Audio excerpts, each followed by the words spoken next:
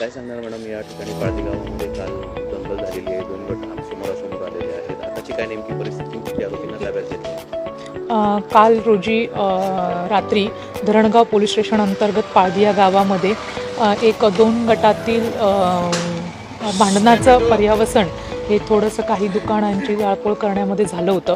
त्या संदर्भाने Paldhi police station OP अंतर्गत गुन्हा दाखल झालेला आहे आता, आणि काही लोकांना आम्ही ताब्यात घेतलेला आहे. सध्या इथे मोठ्या प्रमाणात फौजपाठा उपलब्ध आहे आणि सध्या तरी इथे शांतता आहे.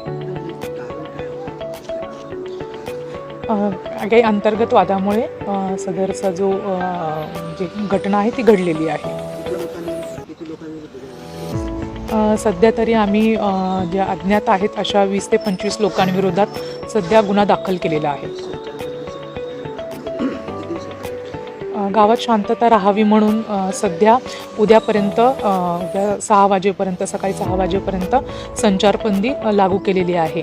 जर शांतता आढळली तर त्यानंतर संचारबंदीही उठवण्यात येईल. लोकांना हेच आव्हान असेल की आपण गावामध्ये शांतता राखावी, कायदा व सुव्यवस्थेचा कुठलाही प्रश्न हा निर्माण होणार नाही, आपलं असं वर्तन नसावं. तसेच कायदा व सुव्यवस्था कृपा करून हातात घेऊ नये. नवीन घडामोडी पाहण्यासाठी आजच आम्ही मुंबईकर 24 तासला लाईक करा, सबस्क्राईब करा आणि अपडेट रहा.